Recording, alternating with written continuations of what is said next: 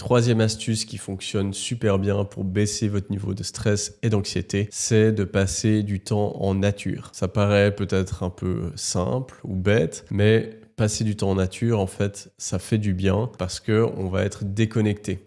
On va être déconnecté du téléphone, de l'hyperstimulation. Moi, je vis en ville, eh bien, c'est toujours bruyant. Même si, voilà, on est en Suisse, c'est pas non plus une mégalopole, mais il y a tout le temps des bruits de voiture, des klaxons, des gens qui crient, il y a toujours de la stimulation, des lumières, etc. Alors, de sortir de cet environnement, d'aller en forêt, par exemple, ou en campagne, ou peu importe, où vous avez accès à de la nature, et si possible, eh bien, de le faire sans écouter encore quelque chose, sans être sur votre téléphone, juste vraiment pas de stimulation, vous marchez, vous entendez les bruits, vous écoutez les chants d'oiseaux, vous respirez, vous sentez les différentes sensations, vous observez ce qui se passe, eh bien, vous allez être pleine conscience et ça va grandement laisser retomber le stress. Ça, c'est vraiment super important. Et à voir quand est-ce que c'est important pour vous de le faire. Moi, je conseillerais, ça peut être un peu comme la cohérence cardiaque, hein. Ça peut être le matin pour commencer la journée tranquillement parce que le début de notre journée, il met le ton un peu pour tout le reste de la journée. Donc, si on démarre en trombe, on se lève, puis on doit être parti 30 minutes après,